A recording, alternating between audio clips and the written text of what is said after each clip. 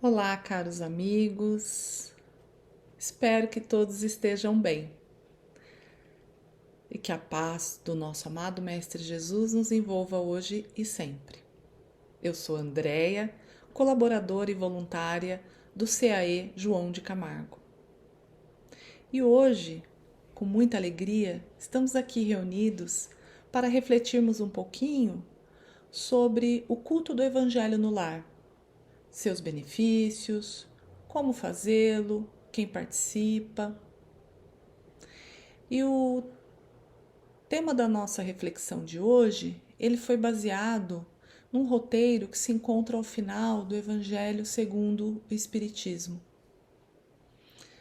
O culto no Evangelho no Lar, ele é uma reunião em família que tem por finalidade unir os membros de uma casa, proporcionando um ambiente e uma convivência de paz, harmonia e tranquilidade.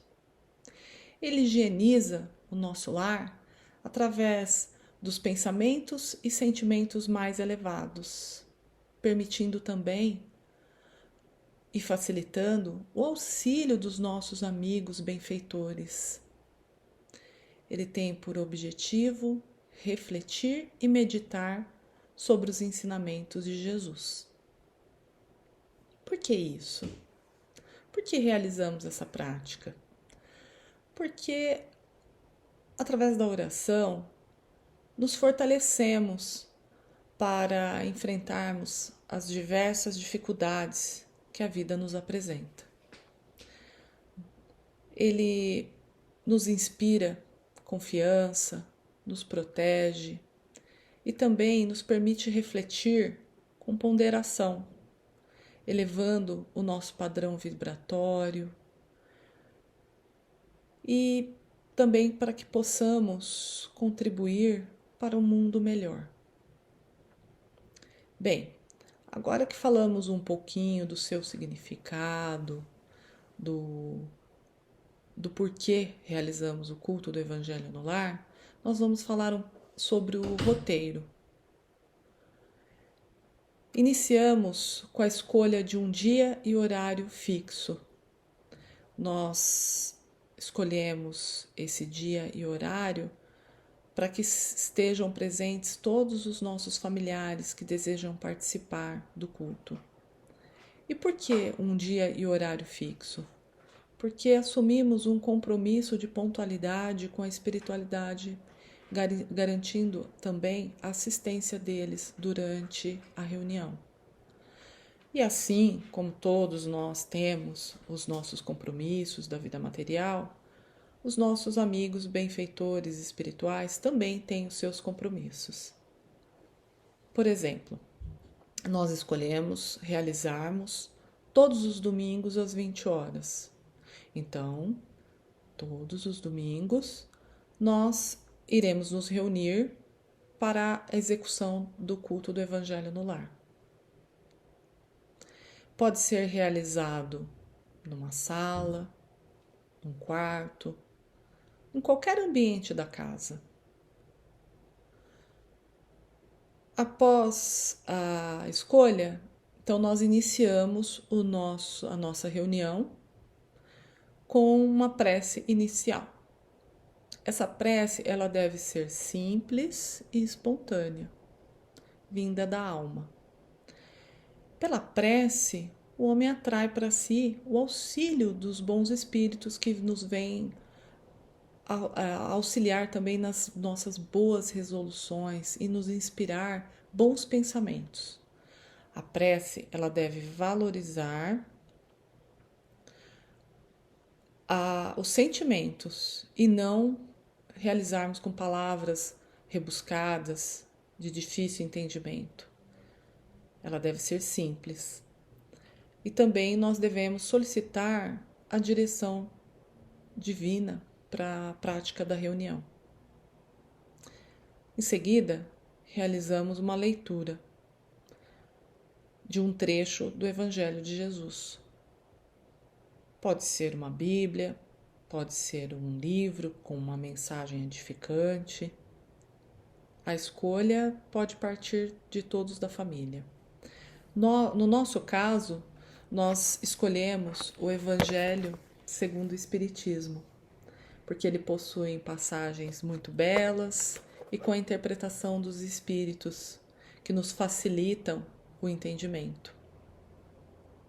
No caso das crianças que desejem participar, nós devemos escolher um livro de fácil entendimento aos pequenos e que também se torne agradável a eles.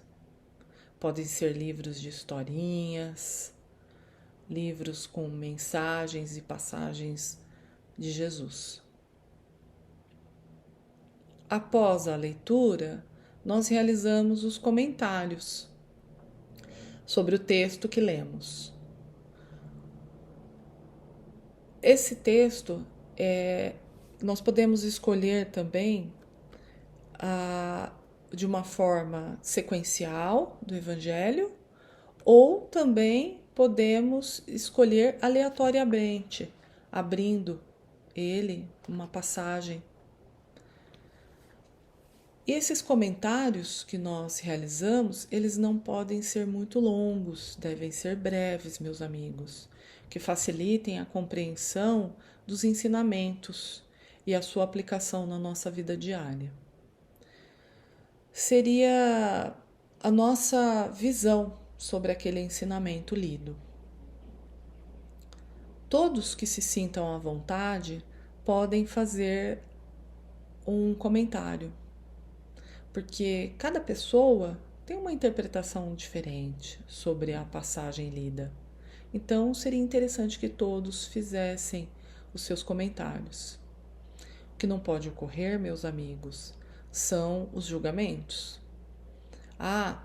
Este texto é para ciclano, este outro é para Beltrano. Isso não pode ocorrer de jeito nenhum, porque isso desarmoniza o nosso culto, cria um ambiente de julgamentos, de apontamentos, de erros, e esse não é o objetivo. Nenhum de nós é juiz de ninguém. Após os comentários, nós podemos fazer as nossas vibrações. O que seria vibrações? Fazermos vibrações. É emitir sentimentos e pensamentos de amor, paz, união, harmonia. Por exemplo, nós podemos vibrar pela paz na Terra, por nossos dirigentes de todos os países, pelos doentes, pelos irmãozinhos nossos que se encontram moradores de rua. E depois que realizamos as vibrações gerais, nós podemos acrescentar as nossas vibrações particulares, de acordo com as nossas necessidades. Após as vibrações, podemos fazer a nossa prece de encerramento, que seria um Pai Nosso ou uma prece espontânea de agradecimento, pedindo proteção pela presença da espiritualidade amiga na semana que irá se iniciar.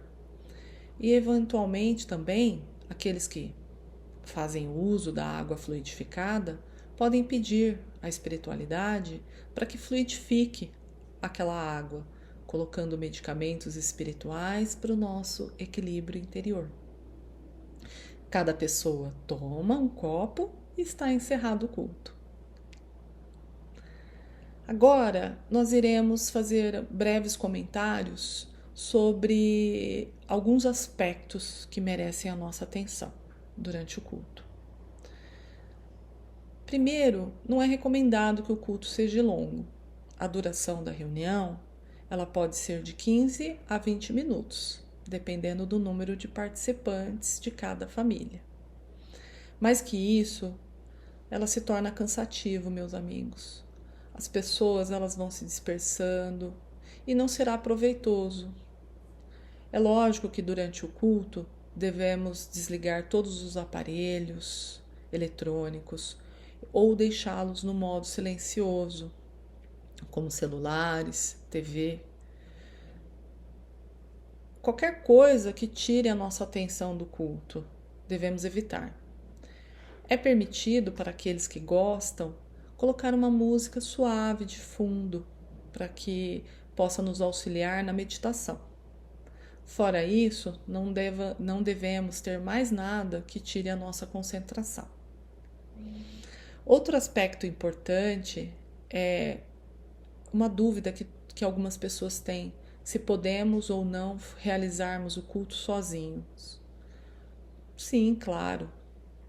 Às vezes, nós temos algum familiar que pertence a outra religião e não se sinta à vontade para participar.